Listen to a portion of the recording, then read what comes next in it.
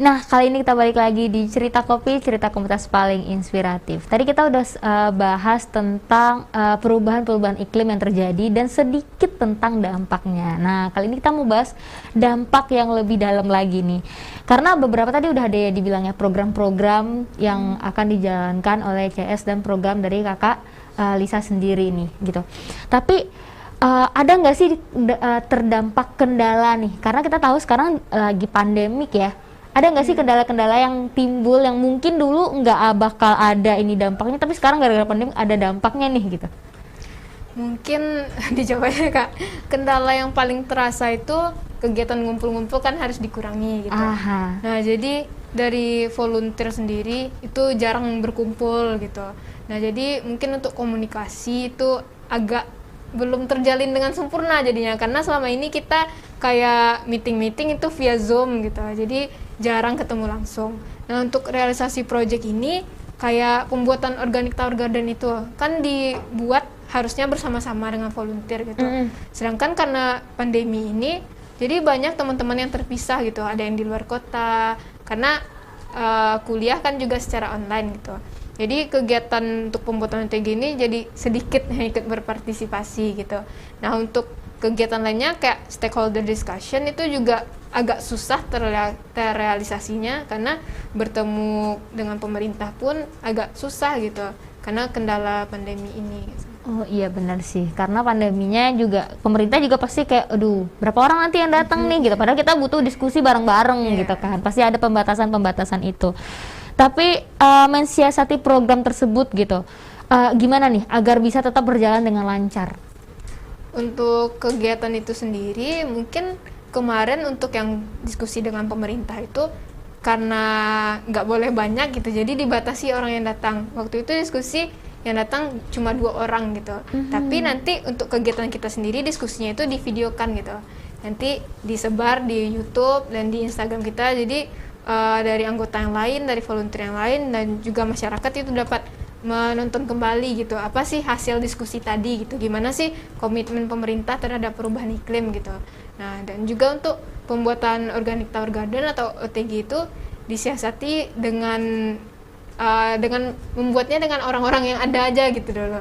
Jadi lebih dioptimalkan lagi sumber daya manusianya gitu, walaupun kita tidak ramai-ramai dalam membuatnya gitu. Cuman dengan sumber daya yang ada gitu, kita manfaatkan sebaiknya agar dapat selesai gitu sesuai rencana. Oh, oke. Nah, kita balik lagi ke perubahan iklim nih, Kak. Tadi kan kita udah tahu perubahan iklim itu sangat-sangat merugikan untuk kita semua dan apalagi terhadap lingkungan kita gitu. Tapi ada nggak sih perubahan iklim itu berdampak untuk kesehatan manusia? Untuk kesehatan tentunya ada gitu, karena iklim sendiri mempengaruhi banyak dari aspek-aspek kehidupan gitu. Salah satunya apa? Kayak karena perubahan iklim kan cuaca jadi tidak terprediksi, terjadinya banjir dan lain sebagainya. Nah, secara suhu juga meningkat gitu kan. Nah, jadi untuk bakteri, virus maupun jamur itu di tempat yang panas itu atau hangat lebih cepat berkembangnya gitu. Nah, jadi itu bisa berdampak juga ke kesehatan manusia. Dan lainnya itu seperti nyamuk.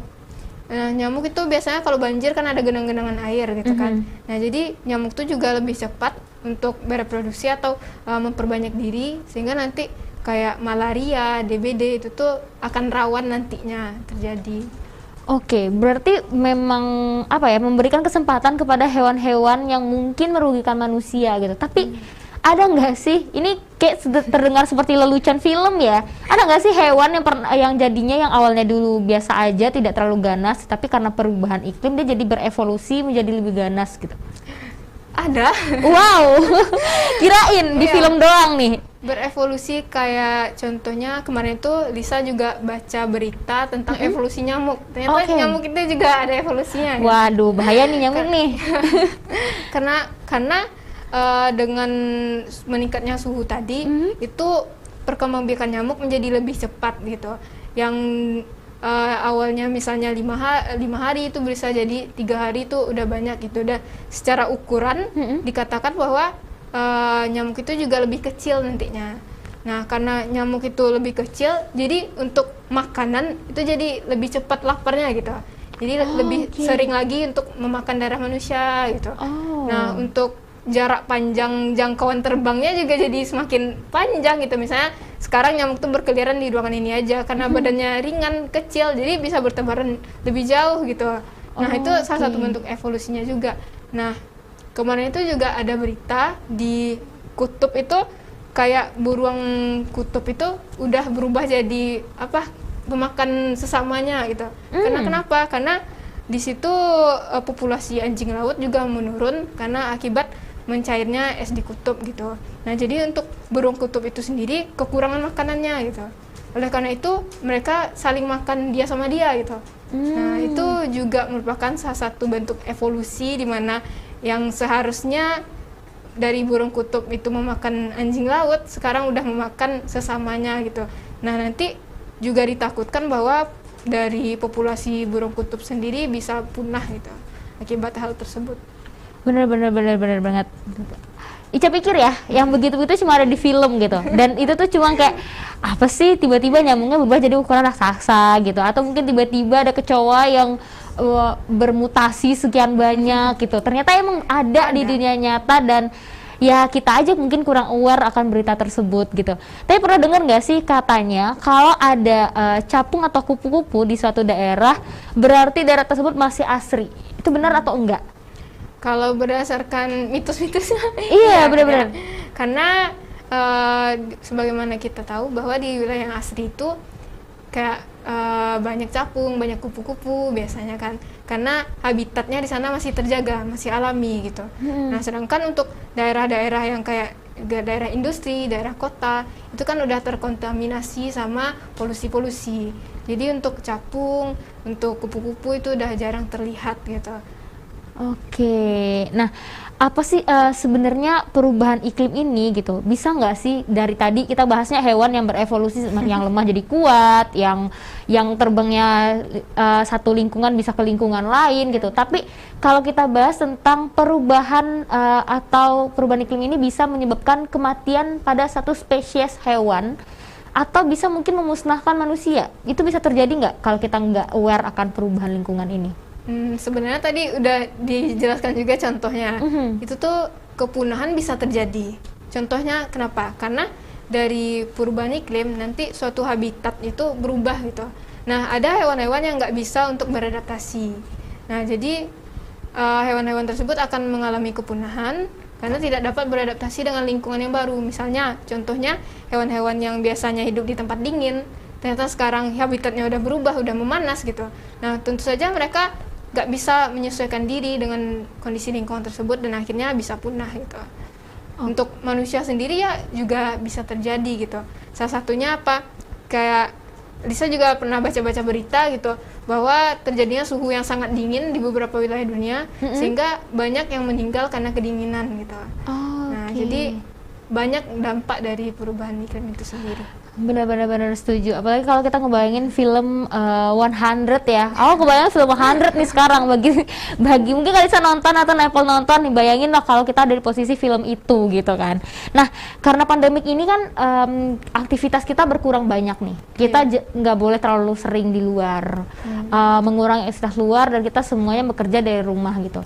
Ada nggak sih dampak positif yang kita rasakan ketika kita di rumah aja dan orang-orang nggak banyak berkeliaran di luar untuk lingkungan gitu? Sebenarnya kalau dampak positif ada gitu, cuman nggak semuanya positif. Iya, benar-benar. Negatifnya kan. Nah, untuk dampak positif itu waktu awal-awal pandemi, awal-awal corona, itu masyarakat itu lebih fokus di rumah kan, kegiatan beraktivitas di rumah. Nah, jadi untuk yang penggunaan transportasi keluar rumah itu tuh sudah berkurang gitu. Nah, dapat kita lihat di berita-berita waktu itu daerah Jakarta udah bersih dari polusi gitu kan, karena sedikitnya kendaraan gitu, nggak ada macet gitu. Nah, sisi positif lainnya juga dari masyarakat sendiri itu mencari-cari apa sih kegiatan di rumah. Salah satunya tuh menanam gitu. Sebagaimana kita tahu waktu awal-awal corona kan lagi hangat-hangatnya menanam hidroponik gitu. Iya, benar, setuju. Cari-cari hunting bunga-bunga gitu kan. Iya, benar banget. Nah, itu tuh hal positifnya mungkin dari pandemi untuk perubahan iklim gitu. Cuman hal negatifnya juga ada gitu. Oke, apa tuh kalau untuk contohnya perubahan apa iklim? Gitu. Misalnya kita kayak di rumah, otomatis kita lebih menggunakan atau mengkonsumsi energi lebih besar kan gitu. kayak pakai laptop, pakai lampu juga dinyalain kalau butuh gitu, dan kegiatan-kegiatan lainnya kayak pakai komputer gitu. Nah, jadi untuk penggunaan energi sendiri itu semakin besar jadinya. Bener. Kalau Jadi gitu. aktivitasnya di rumah makin sering dan menggunakan listriknya makin sering Iya. juga. Bener banget nih. Tapi ada nggak sih Kak program dari Kak Lisa sendiri gitu, bekerja sama dengan tadi pemerintah udah, lapisan masyarakat udah, tapi dengan tenaga kesehatan ada nggak untuk mempromosikan permasalahan ini ke masyarakat gitu? Kalau terkait tenaga kesehatan ya tadi, sekarang ini belum ada rencana gitu. Cuman kedepannya, karena saat ini kita fokus untuk mengeksekusi proyek kita untuk tujuannya nanti yang bulan Agustus itu untuk dibawa ke konferensi PBB di bulan Novembernya. Jadi memang kegiatan kita ini diusahakan Agustus itu udah selesai gitu. Jadi pelaporannya pun bisa dilaporkan secara cepat ke BYLC, dan nanti BYLC akan merepresentasikannya di sidang PBB gitu. Nah, dari perwakilan-perwakilan negara yang ada di situ.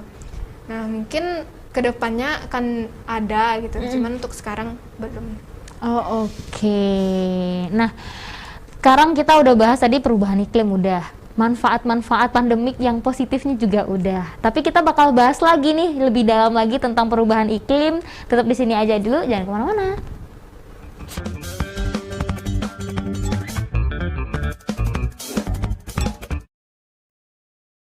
Masih bareng Ica tentunya di Cerita Kopi, cerita komunitas paling inspiratif, dan masih bareng YCS di sini sama Kak Lisa.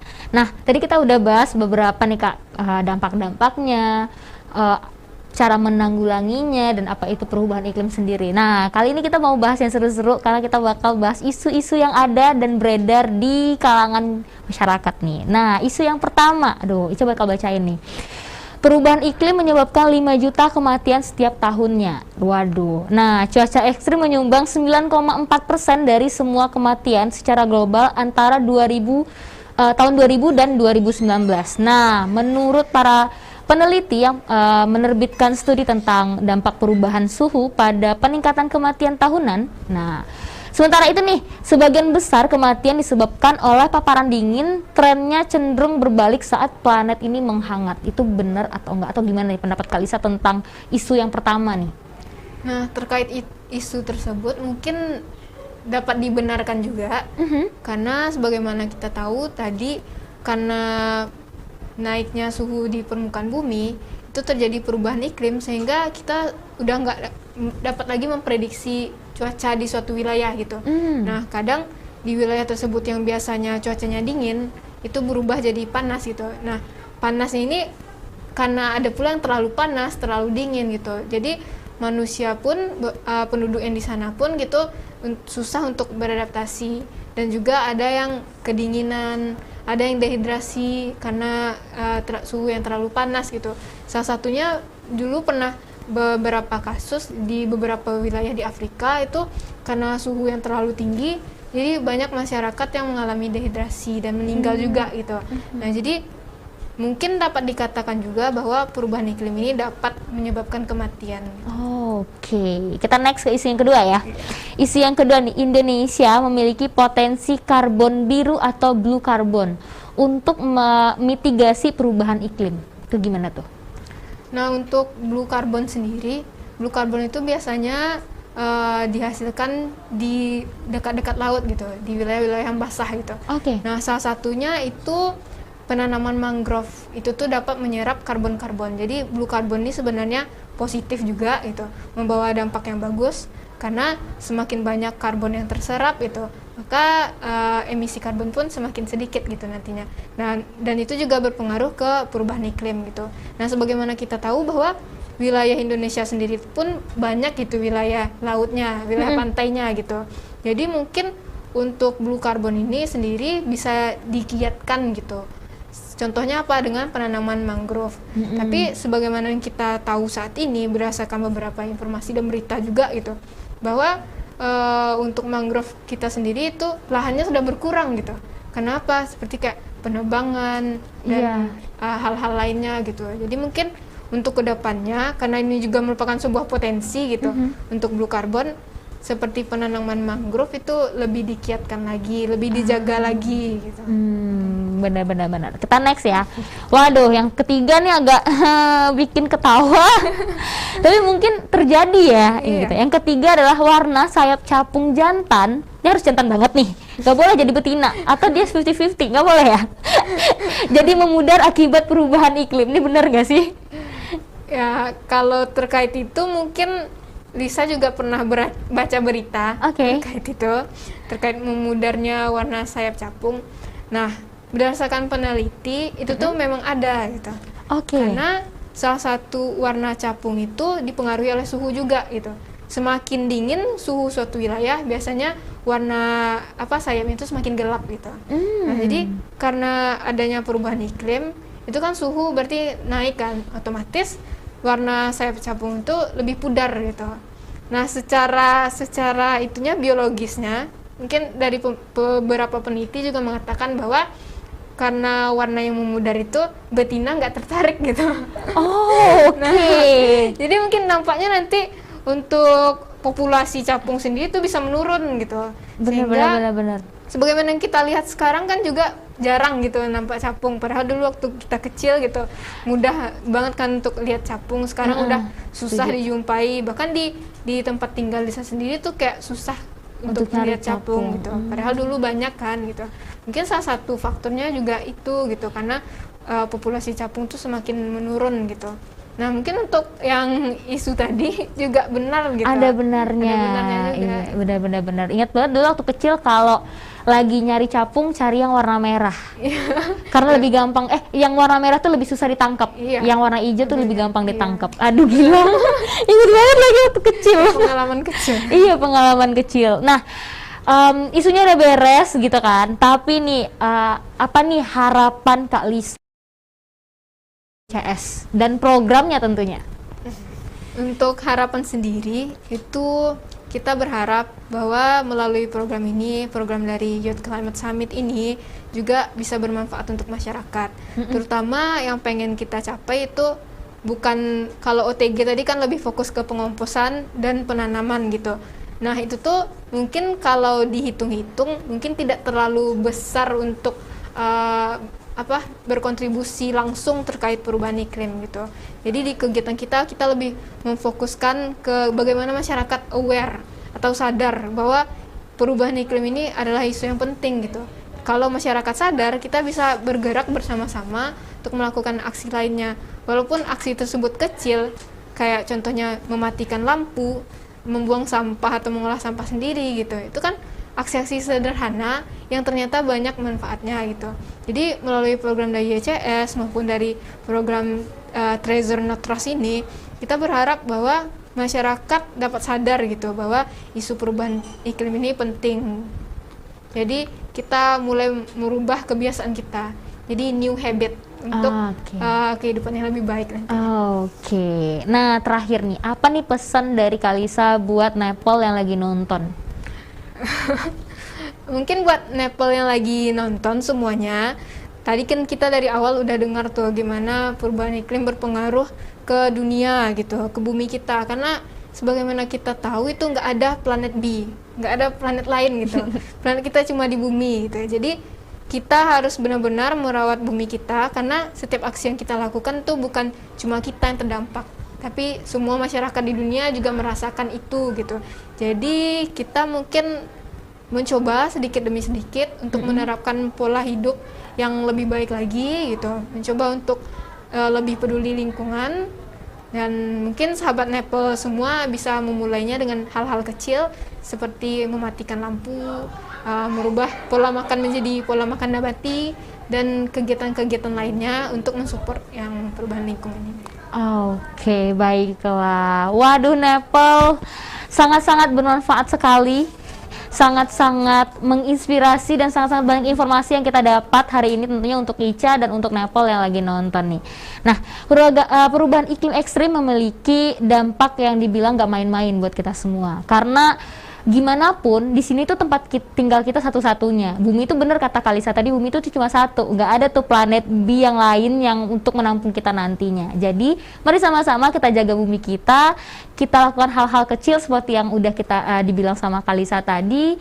Dan makasih juga, mau pamit-pamitan lagi, makasih buat Kalisa yang udah mampir ke sini, makasih untuk ECS, dan Ica pamit, makasih yang udah nonton hari ini. Jangan lupa follow sosial media kita dan subscribe YouTube kita, dan Ica pamit dan kru yang bertugas juga pamit. Assalamualaikum warahmatullahi wabarakatuh dan bye-bye.